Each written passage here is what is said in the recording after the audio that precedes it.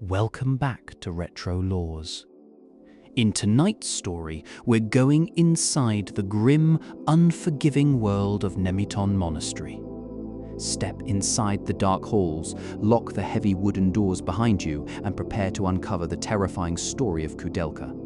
Chapter 1: The Haunted Shadow of Nemeton. The cold rain falls continuously over the dark, desolate countryside of late Victorian Wales. Lightning flashes across the night sky, briefly lighting up the sharp spires of Nemeton Monastery. High above the muddy ground, a young woman scales the tall perimeter wall with easy, practiced movements. Her name is Koudelka Iasant. She wears a long, dark cloak that billows in the howling wind. Koudelka is a young Romani woman who possesses a rare and powerful psychic gift. She can see visions of the past and speak directly with the spirits of the dead. Koudelka did not come to this abandoned monastery out of simple curiosity or a desire for treasure. A haunting voice has been crying out inside her mind for weeks. It is the tortured spirit of a woman begging for help from beyond the grave. Guided entirely by these psychic, painful echoes, Koudelka drops down into the overgrown courtyard below. She knows that stepping into this place means walking straight into severe danger. Yet, her strong sense of empathy will not allow her to turn back now. To truly understand why this opening moment feels so atmospheric, we must look at the real-world history of the developers. In 1997, a famous Japanese music composer named Hiroki Kikuta decided to make a dramatic career change. Kikuta was already celebrated across the gaming industry for creating iconic, beautiful soundtracks for classic games like Secret of Mana. However, he felt deeply limited by the rigid structure of traditional Japanese role-playing games. He was tired of colorful, upbeat fantasy adventures about brave young heroes saving bright world kingdoms. Kikuta wanted to create a mature story that felt like a cinematic European film. He envisioned a slow, moody horror game set in a real historical location. To bring this bold dream to life, Kikuta left his comfortable job at Square and founded his own development studio called Saknoth. He secured major financial backing from the popular arcade company SNK.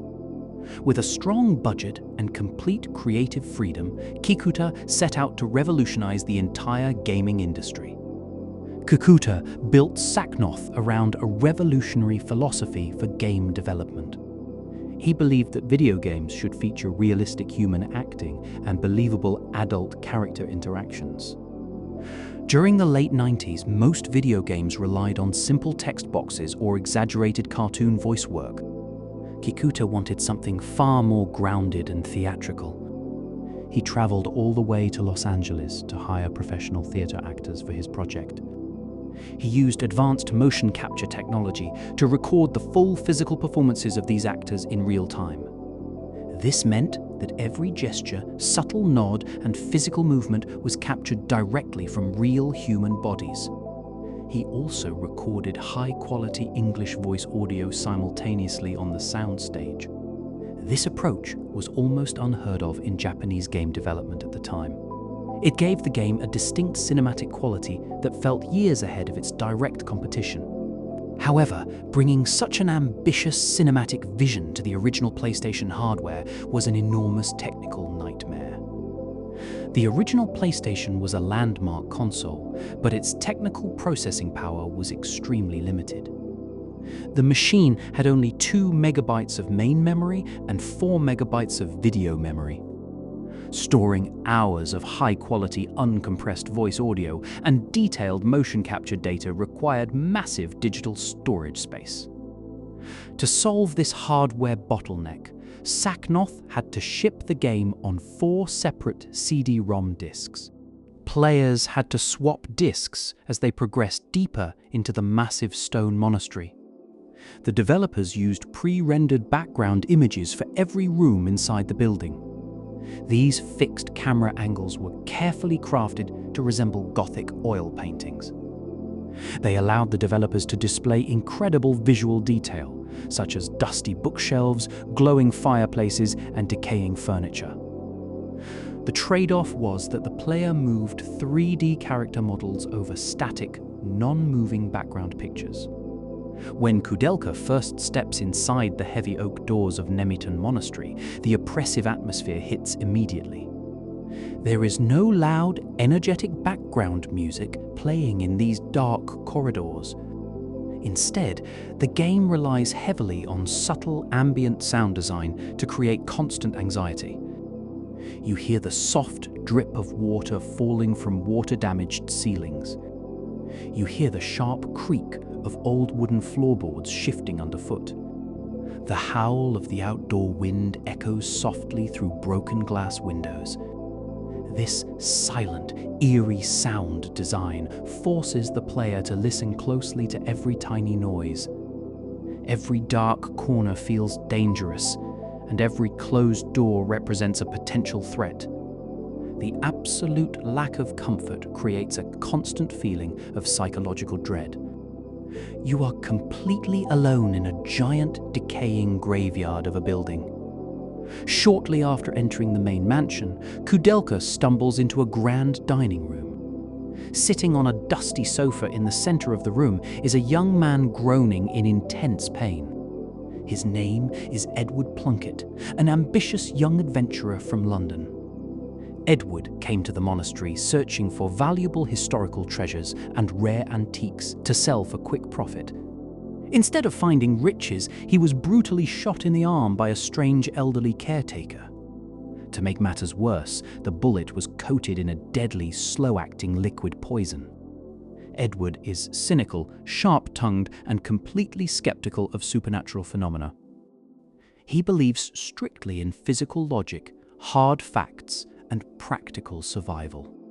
When Koudelka offers to heal his infected wound using a strange herbal remedy, Edward initially reacts with deep suspicion and open hostility. Before their tense conversation can continue, a terrifying event interrupts them. The rotting corpses resting nearby suddenly twitch and rise to their feet with grotesque strength. Their broken limbs snap loudly as they stagger toward the living human targets. This moment marks the player's very first encounter with the game's unique combat mechanics. When a battle begins, the game transitions from exploration mode to a tactical grid-based battlefield. Characters move across a visible square grid to position themselves against incoming monsters. You can attack using melee weapons, fire long-range firearms, or cast powerful magic spells. However, the game enforces strict survival horror resource limits during every fight. Weapons can suddenly break after repeated hits, leaving your character completely defenseless. Ammunition for pistols and shotguns is extremely rare and must be conserved for major boss encounters. After surviving the terrifying zombie attack in the dining hall, Koudelka and Edward form an uneasy partnership. Neither of them trusts the other, but they quickly realize that surviving alone is nearly impossible. As they explore deeper into the central mansion, they encounter a third survivor hiding in a quiet room. His name is Father James O'Flaherty, a devout Catholic bishop sent directly by the church.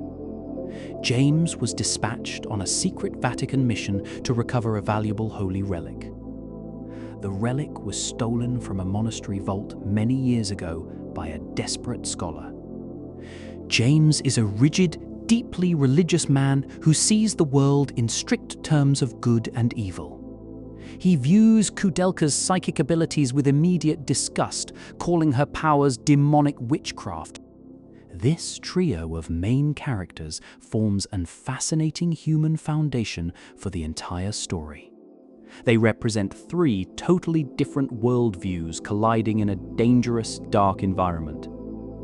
Koudelka relies on her psychic intuition and deep empathy for lost spirits. Edward relies on cold, rational logic, modern science, and his trusted firearm. Father James relies on strict religious dogma, sacred scriptures, and unwavering faith in divine power. None of them are traditional brave video game heroes looking to save the world from evil.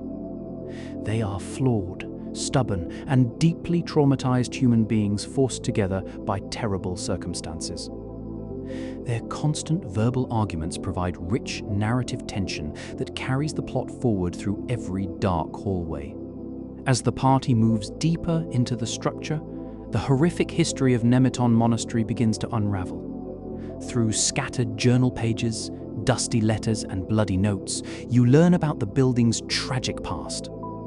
Built in the Middle Ages, it originally served as a holy place for quiet Christian worship. However, during times of war and political unrest, the English government converted the remote site into a high-security political prison. Tragic prisoners were chained up in dark underground dungeons below the main building. They were subjected to horrific physical torture, starvation, and cruel medical experiments. Later in the 19th century, the site was converted into a private mental asylum. The cold stone walls absorbed centuries of human suffering, agony, and terrifying deaths. The sheer volume of negative emotional energy corrupted the very land itself. Hiroki Kikuta designed this initial section of the game to feel like a slow, unsettling descent into hell. Every new room reveals another layer of historical tragedy and strange supernatural. You find bloody surgical tables sitting in abandoned medical rooms.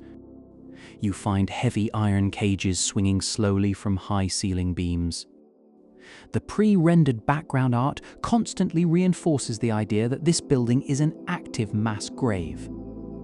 The PlayStation hardware may have been limited, but the artistic direction turned those limitations into atmospheric strengths.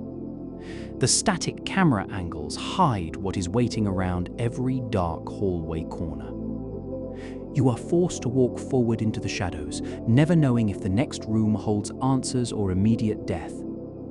By the end of this introductory chapter, the main premise of Koudelka is clearly established.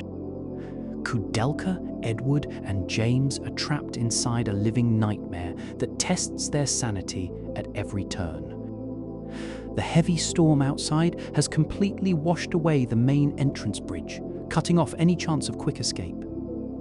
Their only choice is to climb higher into the dark towers and descend deeper into the underground catacombs. They must work together despite their deep personal hatred for one another. They must uncover the dark truth behind the voices calling out from the shadows. Chapter 2: The Unholy Trinity. Inside the cold, dripping rooms of Nemeton, three completely different worldviews collide. They are not legendary heroes destined to save a bright fantasy kingdom.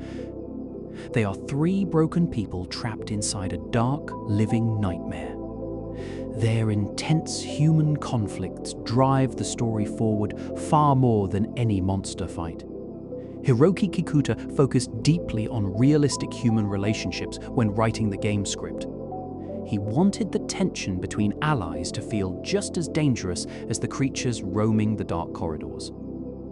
Koudelka Iasant stands at the center of this strange, uneasy trio. She is a young Romani woman who bears a heavy psychic burden.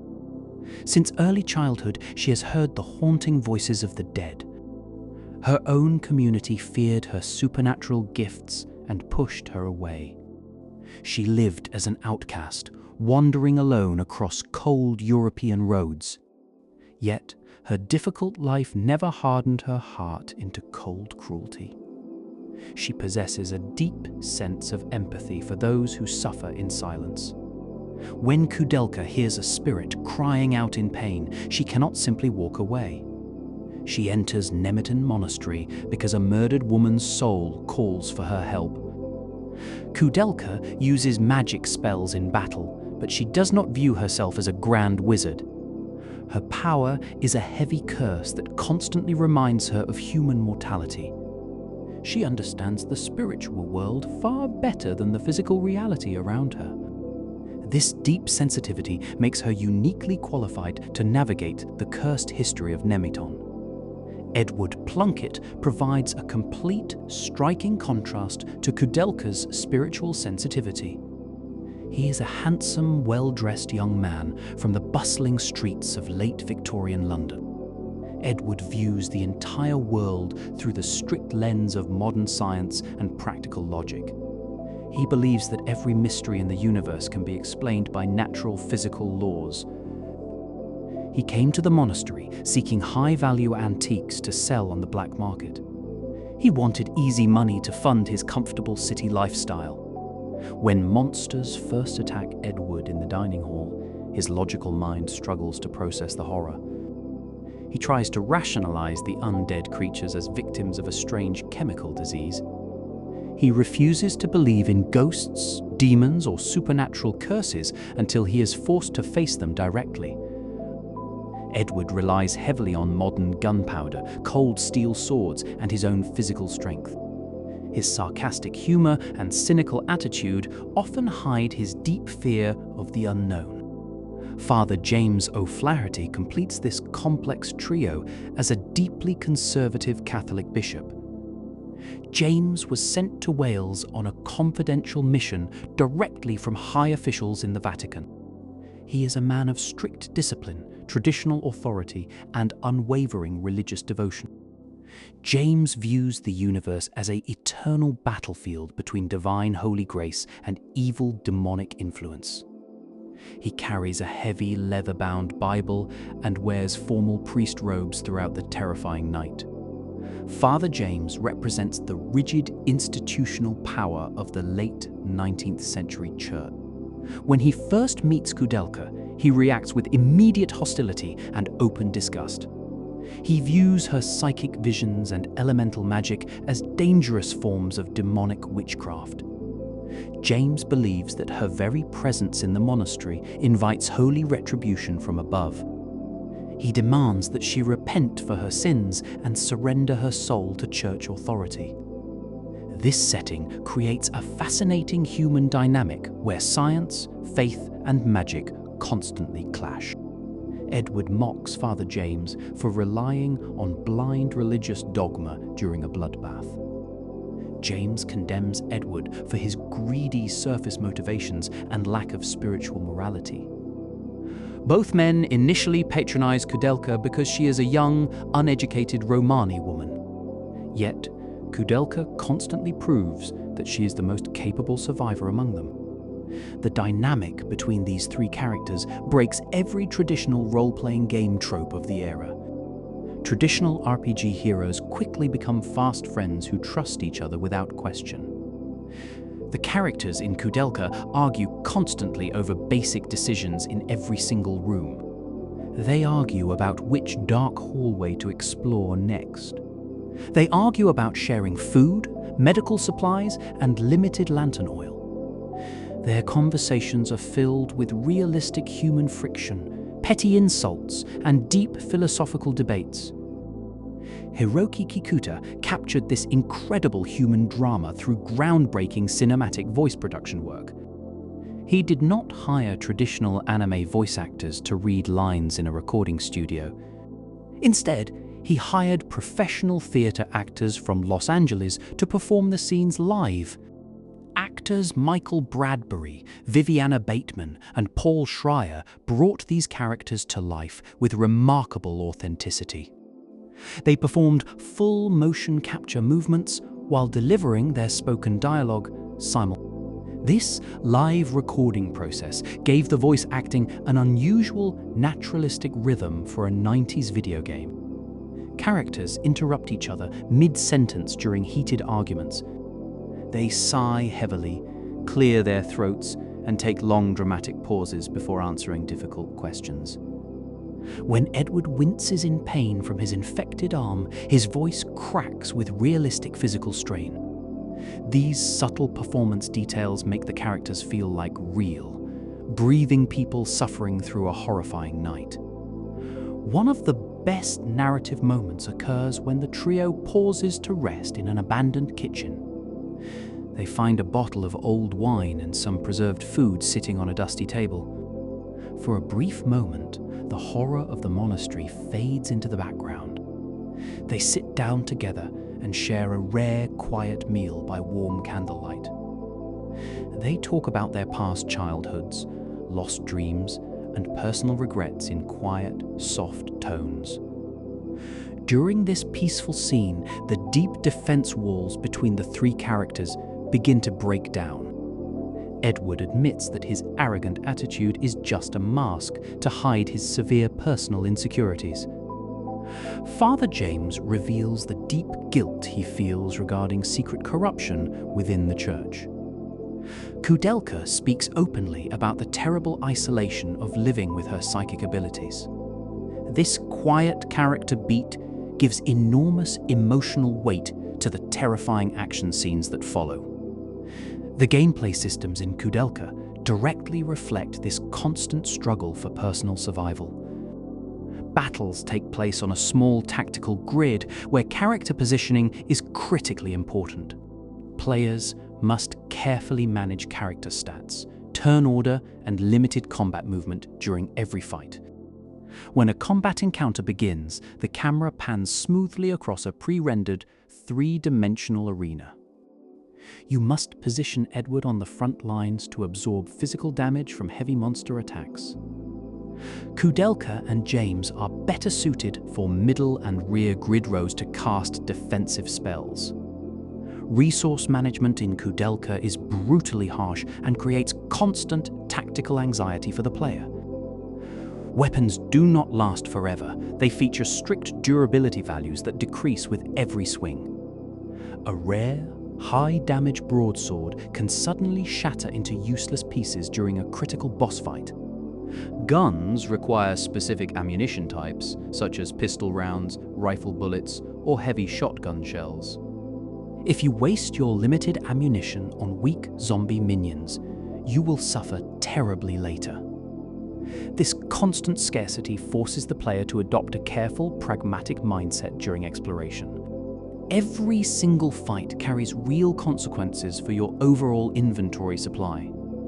Do you spend valuable magic points to heal Edward's injuries right now? Or do you save that magical energy for an unknown monster lurking behind the next door? This strict gameplay tension matches the desperate narrative situation of the main characters perfectly. The game also features a deep, highly customizable character progression system. When characters level up through combat experience, you receive points to distribute manually across 8 attributes. These primary attributes include strength, vitality, dexterity, agility, intelligence, mind, piety, and luck. The game gives you absolute freedom to build your characters however you see fit. You can turn Edward into a powerful spellcaster or build Koudelka into a heavy physical brawler. However, this total freedom introduces severe gameplay traps for unprepared players. If you distribute your attribute points poorly, your characters will become far too weak to survive late-game encounters. For example, neglecting the mind and piety stats makes your party highly vulnerable to deadly status effects. High magic defense is absolute mandatory for surviving the terrifying elemental attacks of late-game bosses. The game never holds your hand or warns you about making bad character build choices. The tactical grid system also demands careful spatial planning during every enemy turn. Monsters move across grid squares at different speeds and possess varying attack ranges. Fast, spider-like creatures can quickly flank your backline spellcasters if you leave them unprotected. Slow, massive stone golems deal catastrophic physical damage if they manage to reach your frontline fighters. Managing distance and blocking narrow grid pathways is essential for keeping your party alive. As the long night progresses, the horror of Nemeton forces the trio to re-evaluate their beliefs. Edward witnesses impossible magical phenomena that shatter his comfortable, scientific view of the universe. He watches Koudelka summon powerful elemental spirits to blast away grotesque, rotting abominations. He begins to realize that modern science does not have answers for everything in the dark. His cynical arrogance gradually transforms into deep respect for Koudelka's rare courage and power. Father James faces an even more painful spiritual crisis as he uncovers the truth behind Nemeton. He discovers that high-ranking officials within his own church committed horrific atrocities within these stone walls. Holy men used religious doctrine to justify brutal torture, murder, and forbidden human experiments. James is forced to confront the dark hypocrisy of the institution he dedicated his entire life to serving. His rigid religious certainty crumbles, leaving him spiritually lost and deeply tormented. Koudelka remains the steady emotional anchor of the group, despite facing constant prejudice. She does not judge Edward for his initial greed or James for his initial bigotry. She recognizes that they are all broken souls seeking redemption in a dark, unforgiving world. Her quiet strength inspires both men to rise above their selfish flaws and fight for something bigger. They stop fighting each other and begin fighting as a unified, desperate team. The tragedy of their dynamic lies in its temporary, fleeting nature. These three people would never have spoken to each other under normal, real-world circumstances. They were thrust together by tragic fate and forced to survive a single night of horror. The deep bond they form is forged entirely in shared blood, terror, and suffering. They represent a brief spark of human warmth shining inside a massive, cold stone graveyard. By exploring this rich dynamic, Koudelka elevates itself far above standard survival horror video games. It treats its audience with intellectual respect by delivering complex adult themes and believable characters. The gameplay mechanics, voice acting, and narrative design work together in perfect harmony. The unholy trinity of Koudelka, Edward, and James proves that human drama is the heart of true horror. Chapter 3.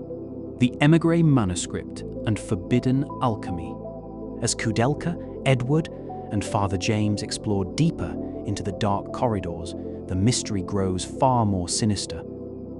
They quickly realize that old ghosts and restless spirits are not the only dangers inside Nemeton Monastery. A terrifying human mind created the nightmare creeping through these stone halls. Scattered notes, dusty diaries, and locked laboratory doors slowly reveal a horrifying tale of dark alchemy. It is a story driven by overwhelming grief, mad obsession, and forbidden magic. The party uncovers the tragic story of Lord Patrick Bassett and his terrible descent into absolute insanity. To understand the nightmare inside Nemeton, we must go back several years before the stormy night of 1898. Lord Patrick Bassett was a wealthy, highly respected English nobleman with immense social power and vast financial resources. He lived a comfortable, quiet life devoted entirely to his beautiful, kind wife named Elaine. Those who knew the couple described their marriage as a rare and deep love story. They were completely inseparable, and Patrick viewed Elaine as the single true joy in his entire world. However, their peaceful life shattered when Elaine suddenly caught a mysterious, incurable illness. Despite hiring the finest medical doctors across Europe, Patrick watched helplessly as his beloved wife faded away. When Elaine finally took her last breath, Patrick's mind snapped under the heavy weight of unbearable sorrow. He refused to accept her death or bury her cold body in the family graveyard. He locked himself in his study and swore an oath to conquer death itself, no matter the ultimate cost. Patrick spent months searching through secret libraries, hidden black markets, and private collections of forbidden occult texts. His desperate search eventually led him to a legendary ancient book known as the Emigre Manuscript. This dark tome was written centuries ago by powerful sorcerers and forbidden alchemists. The manuscript contained detailed instructions on how to bridge the gap between life and death. It claimed that a skilled practitioner could repair broken human flesh and pull lost souls back from the afterlife. The discovery of the émigré manuscript changed Patrick from a grieving husband into a dangerous, obsessed monster. The forbidden rituals in the book required absolute privacy away from curious neighbours and local law enforcement. Patrick used his massive personal fortune to purchase the abandoned Nemeton Monastery in remote Wales. The ancient building was ideal for his secret work because of its dark history and isolated location. He transformed the deep stone basements and dark dungeon cells into a hidden laboratory for dark alchemy. Patrick knew he could not carry out these dark rituals completely on his own. He hired two ruthless, greedy men named Armand and Ogden to serve as caretakers for the vast estate. Ogden was the old caretaker who shot Edward with a poisoned bullet in the opening hours of the game. These two men did not care about alchemy, spirits, or Patrick's dead wife. They only cared about the massive gold payments Patrick offered them for their silent, dark services. Together, Patrick and his two cruel caretakers began a horrific campaign of kidnapping and murder. They targeted lonely travelers, young drifters, and poor wandering families passing through the local Welsh countryside. Ogden and Armand lured these innocent victims onto the monastery grounds with promises of warm food and shelter. Once inside the heavy iron gate, the helpless travelers were quickly captured and locked in cold underground cages. The forbidden rituals detailed in the émigré manuscript required immense quantities of fresh human blood and living souls. Patrick believed that sacrificing living human beings would generate the supernatural energy needed to reanimate dead tissue. Innocent people suffered agonizing deaths in the dark dungeon cells below the main mansion.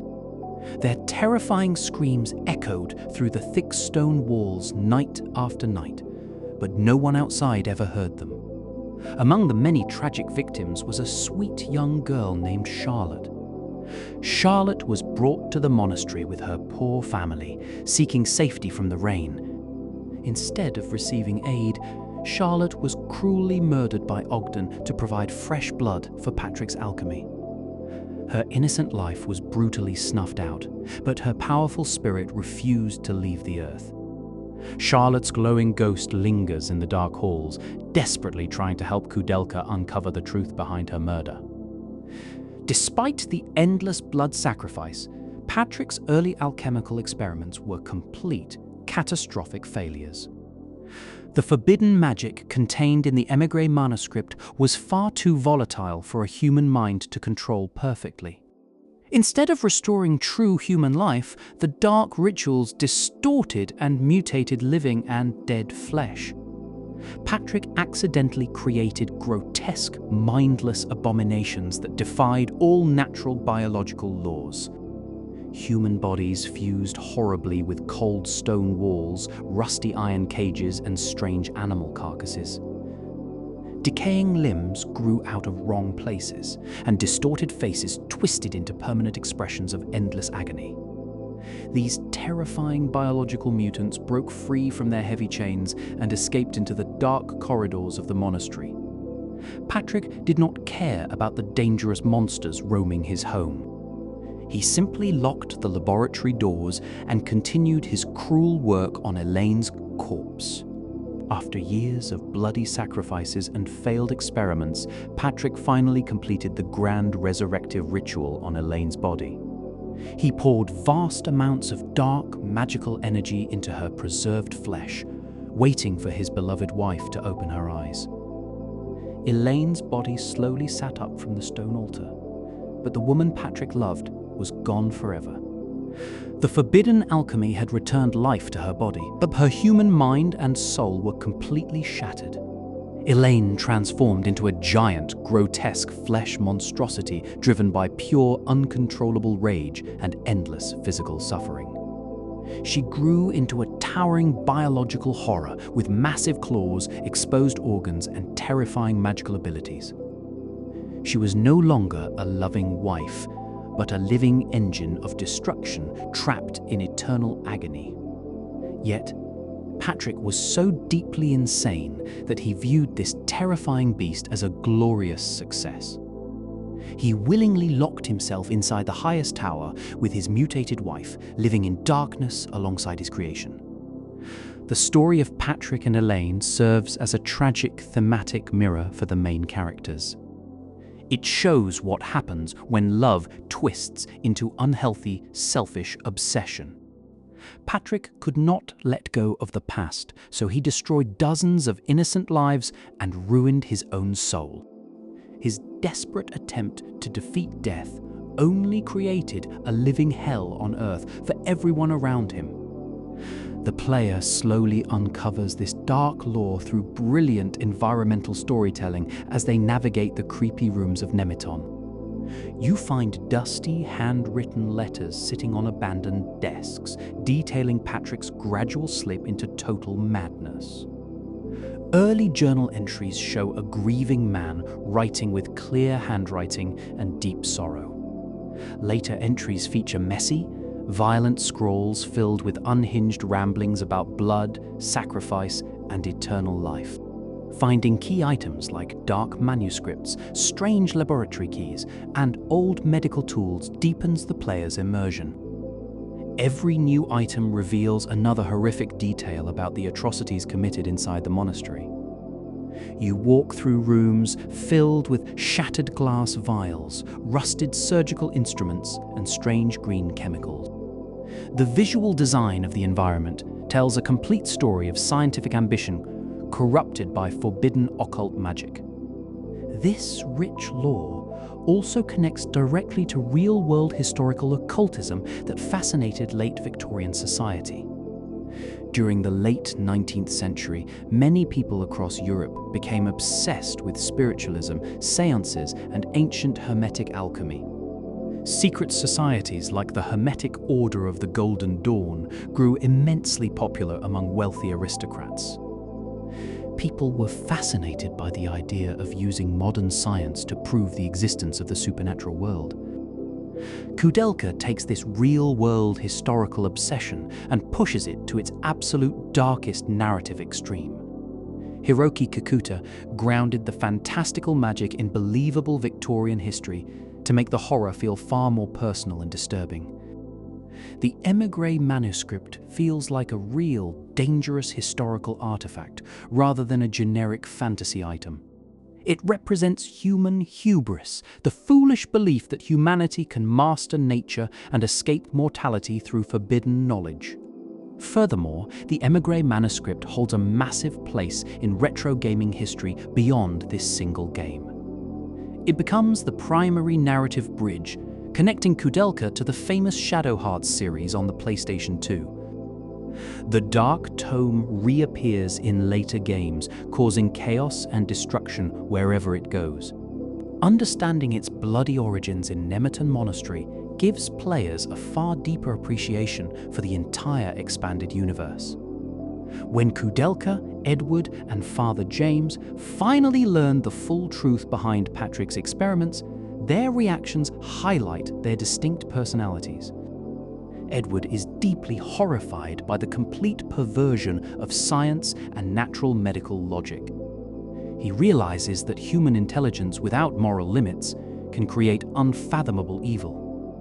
Father James is shaken to his core, viewing Patrick's actions as the ultimate blasphemous insult against God's natural order. Koudelka feels a profound, heavy sadness for everyone involved in this tragic story. She grieves for the innocent victims who died in the dark dungeons, including young Charlotte. She even feels a quiet pity for Lord Patrick and the mutated beast that was once Elaine. Koudelka understands that hate and grief can turn anyone into a monster if they allow darkness to consume their heart. By the time the party reaches the upper levels of Nemeton, the full scope of the nightmare is completely clear. They are no longer just trying to escape a haunted building, they must put an end to a terrible biological tragedy. The corrupted spirit of Elaine and the dark energy of the émigré manuscript threaten to consume everything. Chapter 4. Blurred Lines of Myth and Reality.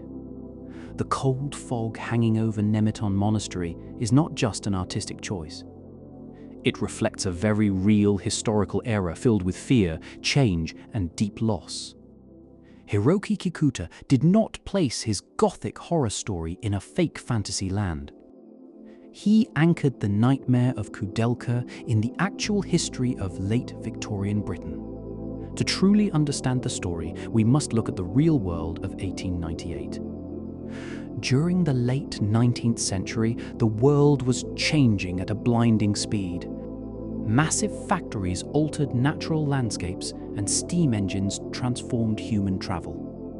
Science was rapidly answering questions that once belonged strictly to religion. Yet, this sudden shift left many people feeling deeply lost and anxious.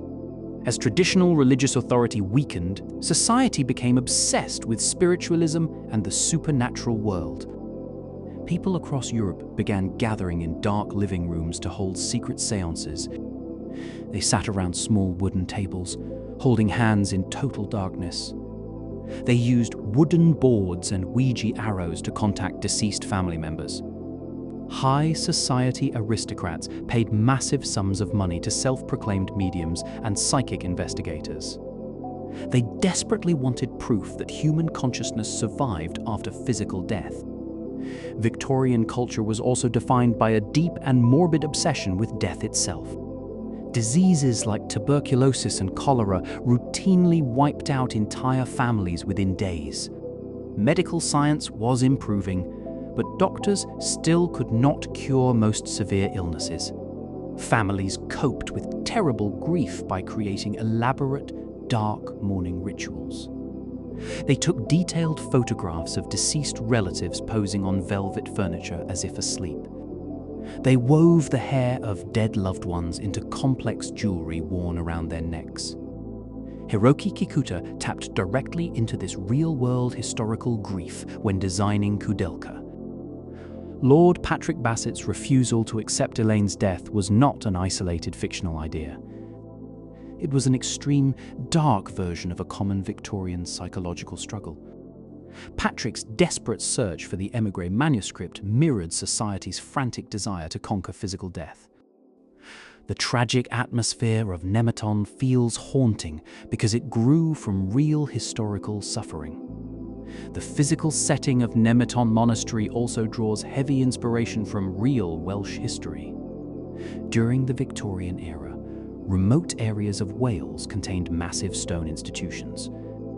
Local governments built sprawling mental asylums far away from crowded, growing industrial cities. Doctors sent mentally ill individuals, political dissidents, and poor social outcasts to these isolated facilities. Inside these cold stone walls, patients suffered under terrible medical conditions. Early psychiatric medicine relied on harsh isolation, freezing baths, and heavy iron restraints. Doctors often tested untested medical procedures on helpless patients without their personal consent.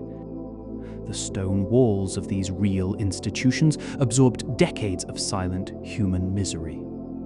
Kikuta used this dark history to build the bloody past of Nemeton Monastery. Against this heavy historical backdrop stands the game's remarkable main character, Koudelka Iasant. Koudelka belongs to the Romani people, an ethnic group with a long, complex European history. During the 19th century, Romani communities faced severe social prejudice and systemic persecution. Local authorities constantly forced them out of towns and viewed them with extreme suspicion. Popular European fiction often reduced Romani people to lazy, dangerous stereotypes or mysterious fortune-tellers. Hiroki Kikuta completely rejected these lazy, harmful tropes when creating Koudelka. He wrote her as an intelligent, brave, and deeply compassionate young woman. She is far more capable and emotionally grounded than the educated men around her. Kikuta also integrated authentic elements of Romani folklore and spiritual beliefs into her character design. In traditional Romani culture, spiritual balance and respect for ancestors carry great importance. Certain individuals were believed to possess spiritual gifts such as seeing visions or communicating with spirits. However, these gifts were viewed as heavy responsibilities rather than simple magical powers. Koudelka does not view her psychic abilities as a cool superhero superpower. She sees her power as a painful burden that isolates her from normal human companionship. She hears the agonizing screams of dead spirits crying out from the cold stone walls. Yet, her strong sense of empathy compels her to listen to their forgotten stories. Her character brings genuine dignity and respect to a long misrepresented cultural history. As the years passed after the game's original release, a unique myth grew around it. During the early 2000s, the internet was entering a brand new era. Early gaming websites like GameFAQs, Usenet newsgroups, and message boards became crowded meeting hubs. Retro gamers gathered online to trade secret rumors, hidden codes, and strange urban legends. Because Koudelka received a limited Western print run, very few players owned physical copies. This rarity, combined with the game's cryptic story, created perfect conditions for internet rumors. Dark urban legends and gaming creepypastas began spreading rapidly across early digital discussion forums. The most famous urban legend was the rumor of the hidden, secret third ending. Online posts claimed that players could save Lord Patrick Bassett from his dark fate. According to the rumor, players had to find a secret item called the Sacramento Cross. This item was allegedly hidden behind a secret wall in the monastery library. The myth claimed that using the cross during the final battle would heal Elaine's body. Patrick would regain his sanity, reunite with his wife, and give players a secret key. This key would unlock an underground exit, allowing everyone to escape together safely. Thousands of dedicated players spent endless hours searching every single pre-rendered background room. They searched for hidden buttons, tried strange item combinations, and replayed the game repeatedly. Another popular online rumor claimed that a secret debug menu allowed players to access uncompressed audio. Early forum users claimed that the Japanese version contained extra terrifying ghost audio clips. They alleged that playing these hidden audio files backwards revealed real Victorian occult chants. Players claimed these dark chants caused strange hardware glitches and corrupted memory card data. To understand why these urban legends spread so fast, we must look at the culture of the era. In the early 2000s, game code was not easily data mined or analyzed. Gamers could not simply open YouTube to watch every single cutscene or ending. They had to rely on text guides and word-of-mouth claims from other online gamers. The game's dark, adult theme made these disturbing creepypastas feel completely believable to young players. However, modern code analysis and data extraction tools have debunked these famous urban legends completely. Dedicated game archivists opened the digital files stored on all 4 PlayStation CD-ROM discs.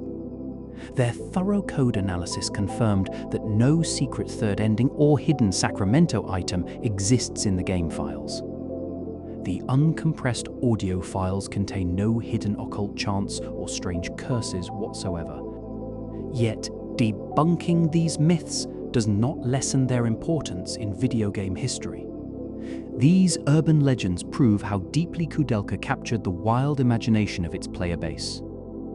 The tragic, open-ended story left players longing for a happier, peaceful resolution.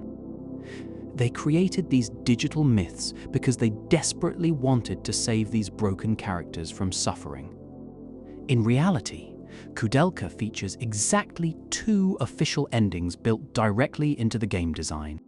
Unlocking these different endings depends on a single crucial choice made during the final chapter. Before entering the highest tower to fight Elaine, players find an item called the Pendant. This ancient holy relic belonged to Elaine before her sudden, tragic death. If the player chooses not to equip or use the pendant during the final boss fight, they trigger the good ending. In this outcome, Koudelka, Edward, and Father James successfully defeat the giant mutated flesh monster. The powerful magical energy holding Elaine's body together dissolves completely, allowing her lost soul to rest. As the creature dies, a massive fire breaks out inside the old wooden tower. The hot flames spread rapidly through the dry beams, consuming the ancient structure. Koudelka, Edward, and James run through the burning halls and escape into the cool night air. They stand on the rocky cliffs, watching Nemeton Monastery burn to the ground in a giant pillar of fire. As the morning sun rises over the sea, the three survivors say their quiet, final goodbyes. The heavy trauma of the night has changed all of them forever. Father James returns to Rome, determined to reform his church from within. Edward returns to London, abandoning his reckless lifestyle to pursue an honest, meaningful life. Koudelka walks away alone into the morning fog, continuing her quiet journey across the world. This good ending offers players a clean, traditional feeling of closure and heroic victory. Evil is defeated, the cursed monastery is destroyed, and the heroes survive to build better futures. For many traditional role-playing games, this clean resolution would serve as the official, canonical ending. However, Hiroki Kikuta and the development team at Saknoth did something incredibly bold and subversive. They chose the tragic bad ending as the true, canonical ending of the story. To trigger this canonical outcome, the player must lose the final boss battle against Elaine, or use the pendant. In this dark ending, Elaine's mutated form proves far too powerful for the party to defeat. She crushes Edward and Father James, knocking them unconscious on the cold stone floor. She then corners Koudelka, unleashing a massive blast of dark magical energy that overwhelms the young psychic. Instead of killing Koudelka, the dark energy interacts strangely with her rare psychic power. Koudelka falls unconscious as the burning monastery collapses around them in total destruction. Months later, Koudelka awakens in a quiet hospital, carrying a new life inside her. She gives birth to a young boy named Hallie Brankett, who inherits her immense psychic gifts. This dark, tragic ending completely subverts standard video game storytelling expectations of the late 90s. Players were used to clean, happy endings, where bravery and teamwork always won the day. Koudelka forced players to confront the harsh reality that some tragedies cannot be easily fixed. Sometimes, surviving a nightmare leaves deep, permanent scars that ripple across future generations. Choosing the bad ending as official canon was a brilliant narrative masterstroke for the future of Saknoth. This tragic outcome serves as the direct foundation for the legendary Shadow Hearts series on PlayStation 2. Hallie Brankett grows up to become a major character in the original Shadow Hearts game. The dark events of Nemeton Monastery cast a long, tragic shadow across an entire expanded gaming universe. By weaving real Victorian history, Romani folklore, internet mythology, and subversive endings together, Koudelka built a unique legacy. It bridged the gap between historical reality and terrifying supernatural fiction with remarkable skill. Chapter 5: The Unforgiving Legacy. When the clock struck midnight on December 16, 1999, Koudelka finally arrived on Japanese store shelves. The gaming industry was reaching the end of a legendary golden decade. Sony was preparing to launch its massive PlayStation 2 home console. Players were hungry for flashy three-dimensional worlds and fast cinematic action. In this rapidly changing environment, a moody gothic horror RPG faced serious struggles. Early sales numbers across Japanese retailers were remarkably cold and disappointing. The grand debut of Studio Sacknoth was stumbling right out of the gate. International releases across North America and Europe in the summer of 2000 did not help. Western video game magazines published deeply mixed reviews that hurt commercial performance. Critics universally praised the game for its stunning visuals and brilliant voice acting. They loved the dark atmosphere, tragic writing, and creepy background artwork. However, almost every review heavily criticized the sluggish tactical combat system. The sharp contrast between fast exploration and slow grid battles frustrated many casual players. The root cause of these gameplay complaints can be traced back to severe internal conflict. Studio founder Hiroki Kikuta held a radical vision for his experimental project. He wanted to build an innovative game combining real-time exploration with adventure mechanics. However, his development team resisted these bold ideas during the long production cycle. They felt much more comfortable building traditional turn-based role-playing combat systems. The team secretly altered combat design choices while Kikuta was away handling production duties. This internal divide produced a strange hybrid gameplay loop that struggled to satisfy players. Survival horror fans loved the quiet exploration and dark atmospheric tension in the hallways. Yet, they hated being yanked into random tactical grid battles every few steps. Traditional role-playing fans appreciated the deep stat progression and magic systems. However, they found the tiny battle grids and breakable weapons extremely annoying. The game tried to appeal to two completely different gaming audiences simultaneously. Consequently, it alienated casual fans from both genres during a crowded holiday release window. The painful commercial stumble caused severe emotional shockwaves inside the executive offices of Sacknoth. Hiroki Kikuta took personal responsibility for the disappointing sales figures and critical reviews. Shortly after the game launched, Kikuta resigned from his position as studio chief executive.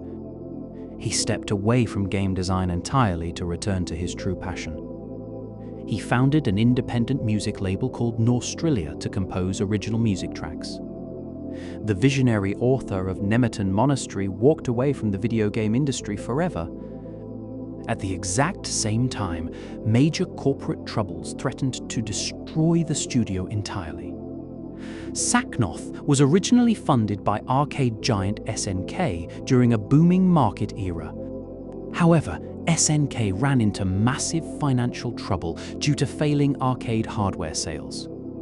In early 2000, a Japanese gambling and slot machine company called Aruze bought SNK. Executive leadership at Sacknoth shifted quickly, placing game producer Jun Mihara in charge. The remaining development team had to prove their worth to new corporate bosses quickly. Under new leadership, the team decided to rebuild their creative identity around a new project.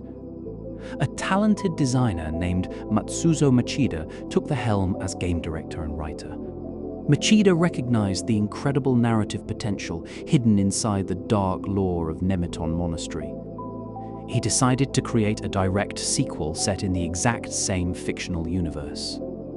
However, he wanted to redesign the core gameplay mechanics to fit mainstream player preferences. This new project would eventually become the legendary role-playing game called Shadow Hearts. Released on the PlayStation 2 in late 2001, Shadow Hearts embraced its roots. The story takes place 15 years after the dark events inside Nemeton Monastery. The world is on the brink of World War I in 1913. Players control a young, snarky man named Yuri Hyuga who possesses demonic transformation powers. The narrative directly continues the tragic events started by Lord Patrick and the Emigre manuscript. The dark shadow of Welsh history stretches across new continental European landscapes. The direct narrative connection between the two games becomes crystal clear during later chapters. Players encounter a powerful young boy named Hallie Brankett, roaming the streets of London. Hallie is revealed to be the biological son of Koudelka Iasant herself. He inherited his mother's extraordinary psychic sensitivity and deep emotional courage. Koudelka herself appears in the game, playing a vital role in guiding the new heroes. The tragic choice from the original game's bad ending becomes the true canonical foundation. Machida also completely overhauled the frustrating combat mechanics that hurt the original title. He introduced a famous timing-based system known as the Judgment Ring. Every action in battle requires players to timed button presses on a spinning wheel. If you land your hits in tiny critical zones, your attacks deal massive damage. This dynamic system replaced the slow tactical grid battles with fast, engaging combat action. Players loved the unique balance between gothic, dark fantasy horror and active timing gameplay. In 2002, parent company Aruze officially acquired Saknoth and renamed it Nautilus. Under this new name, the development studio reached the absolute peak of its success.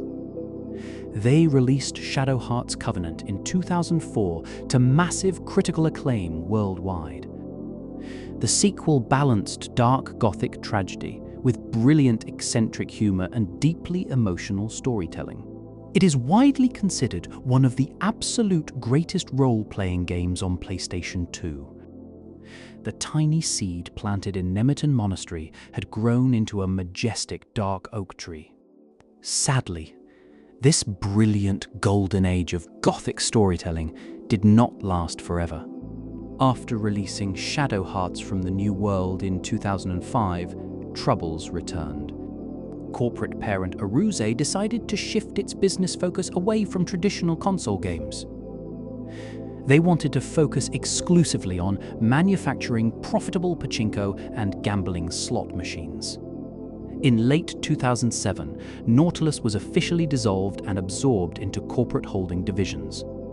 The creative minds behind Nemeton Monastery were scattered to the wind across the industry. In the decades following its release, the original PlayStation game gained incredible retrospective status. Retro game historians and horror enthusiasts began re-evaluating the title with fresh eyes. They looked past the clunky turn-based combat to appreciate its extraordinary narrative achievements.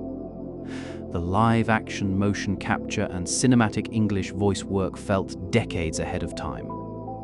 The mature themes of grief, faith, and tragic obsession held up remarkably well over decades. What was once dismissed as a commercial failure became recognized as a visionary masterpiece. Because the game received small production runs in Western regions, physical copies became extremely rare. Original 4-disc PlayStation sets slowly vanished from retail shelves and used game stores. Collector demand skyrocketed on online auction websites over the past 2 decades. Today, a complete physical copy in good condition costs hundreds of dollars on collector markets. It has become a coveted holy grail item for serious retro survival horror collectors worldwide. Finding a clean copy feels like discovering a lost historical artifact from a bygone era.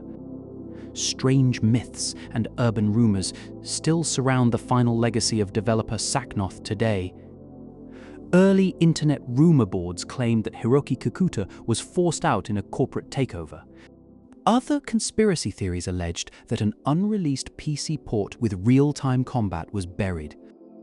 Modern archival research has proven these dramatic rumors false through official employee interviews and documents. Kikuta left peacefully to pursue music, and no secret PC version ever existed in production. The true history of Saknoth is defined by artistic ambition rather than dark corporate conspiracies. The true tragedy of Nemeton Monastery lies in its unrepeatable uniqueness within gaming history. No other developer has ever attempted to mix gothic historical horror and theatre acting quite like this. It stands as a brave monument to an era when creative visionary authors took huge risks. Hiroki Kikuta poured his soul, musical talents, and historical research into 4 black PlayStation discs. He created an unforgiving world that refused to conform to safe industry trends or popular standards. When you power up an old cathode ray tube television and insert disc 1 today, the spell remains strong. The cold Welsh rain still falls ceaselessly over the jagged stone walls of Nemeton. Koudelka, Edward, and Father James still trade sharp insults inside the warm candlelight of dusty rooms. Their voices sound just as human, vulnerable, and tragic as they did back in 1999. The game may have stumbled commercially, but its haunting spirit echoes forever in horror history. Looking back across video game history, the title occupies a unique position alongside other classics. Games like Sweet Home and Parasite Eve also attempted to combine horror elements with role-playing systems.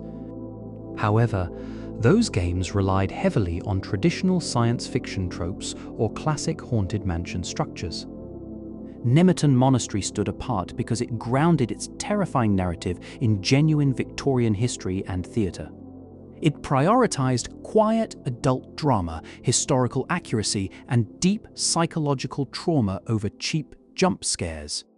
This artistic choice made the experience feel far more grounded and emotionally lingering for dedicated.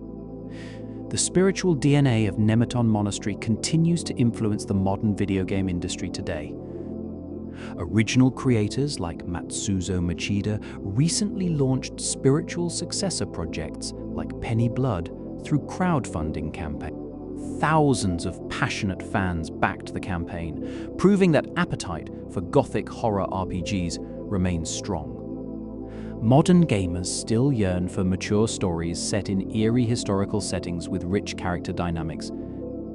The creative seeds planted inside a cold Welsh monastery in 1999 continue to sprout new life. In the final analysis, the dark lore of Nemeton Monastery teaches us a profound human lesson. It reminds us that running away from grief and death only creates deeper suffering for everyone. Lord Patrick tried to conquer death through dark magic and ended up creating a grotesque nightmare. Koudelka survived that exact same nightmare by accepting loss and showing genuine empathy toward lost souls. Her unforgiving story remains a timeless masterpiece of gothic horror art that will never be forgotten.